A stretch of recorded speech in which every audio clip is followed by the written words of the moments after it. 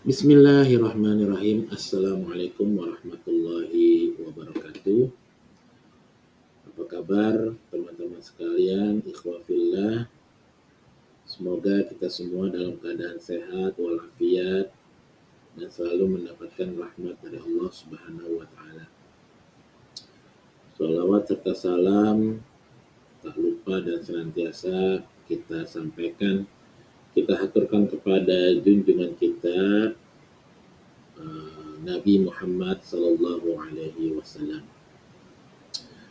Baiklah saudara-saudara sekalian, dalam kajian singkat yang pada sore hari ini kita akan membahas tentang fikih taharah. Langsung saja, baik. Taharah secara umum artinya ialah bersuci. Bersuci dari hadas maupun najis. Tapi sore kali ini kita akan membahas tentang bersuci dari hadas. Seperti kita ketahui, hadas terbagi menjadi dua macam, yaitu hadas kecil dan hadas besar. Hadas kecil, kita bisa bersucinya dengan cara berwudu. Sedangkan hadas besar, kita bersucinya ialah dengan mandi besar atau biasa disebut dengan mandi wajib. Seperti kita dalam keadaan junub atau mungkin saudara-saudara kita yang wanita setelah selesai dari haid atau menstruasi atau mungkin setelah nifas dan sebagainya. Dan kali ini, sore ini kita akan membahas bersuci dari hadas kecil, yaitu dengan cara berwudu.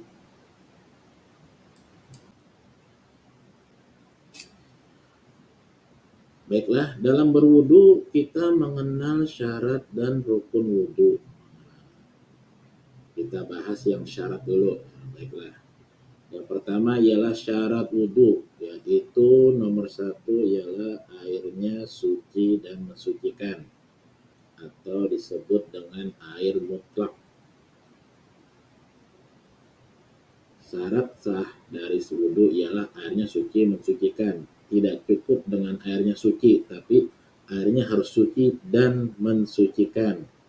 Contohnya ialah air sungai, mata air, air laut, dan sebagainya. Yang kedua, mumayyiz. Mumayyiz yaitu bisa dibilang berakal. Dia bisa membedakan mana yang baik dan mana yang buruk. Sudah ada kemampuan bagi dia untuk membedakan mana yang bermanfaat, mana yang tidak bermanfaat, mana yang baik dan mana yang buruk. Yang ketiga ialah muslim.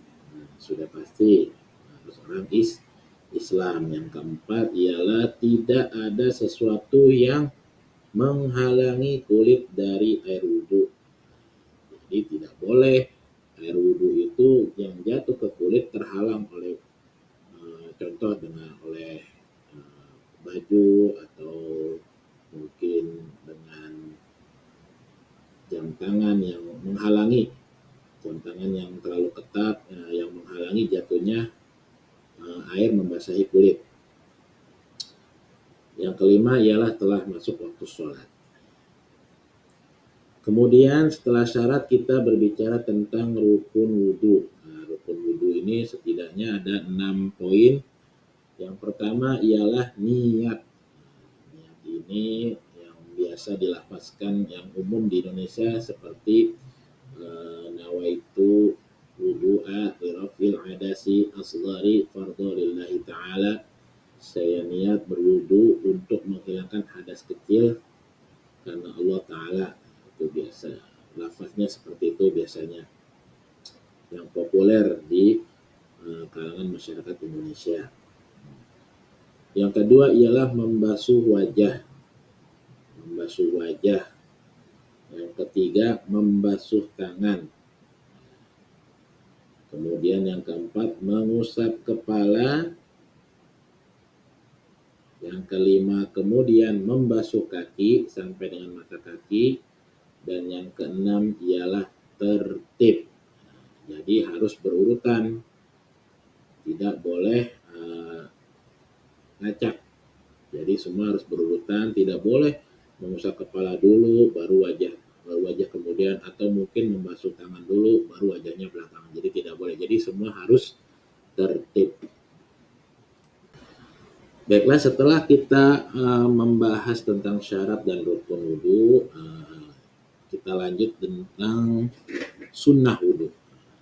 Sunnah wudhu ini setidaknya yang akan kita bahas ini ada 11 poin kali ini. Yang pertama ialah membaca Bismillahirrahmanirrahim. Sebagaimana pekerjaan-pekerjaan yang baik yang lain, Nabi menyunnahkan kita agar memulainya dengan Bismillah untuk menambah keberkahan kita. Yang kedua ialah membasuh telapak tangan. Yang ketiga berkumur-kumur. Yang keempat ialah membasuh lubang hidung, atau biasa dikenal dengan istinsyak, yaitu memasukkan air ke dalam hidung lalu kemudian mengeluarkannya kembali. Yang kelima ialah membasuh telinga luar dan dalam.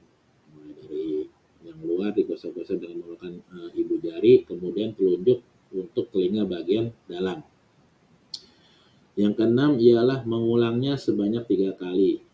Ini lebih afdol, walaupun sekalipun kalau hanya 1 kali sudah termasuk syah dan memenuhi syarat dan rukun, tapi lebih afdol kita disunahkan mengulanginya sebanyak 3 kali. Yang ketujuh ialah mendahulukan anggota badan yang kanan.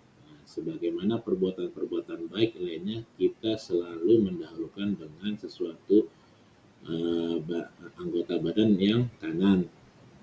Contoh seperti kita makan, kita pakai tangan kanan. Apalagi ini dalam wudhu. Jadi dalam wudhu pun gitu, disunahkan untuk mendahulukan bagian anggota badan sebelah kanan. Yang kedelapan ialah tidak berkata-kata waktu wudhu. Jadi selama kita wudhu tidak boleh kita ngobrol, bercanda, atau omongan-omongan yang sekiranya tidak perlu. Yang kesembilan ialah menyela-nyela jenggot. Jadi ketika kita membasuh muka semua, kita disunahkan untuk menyela-nyela jenggot kita, menyela jenggot kita agar air masuk ke sela-sela jenggot kita. Yang ke-10 ialah menghadap kiblat.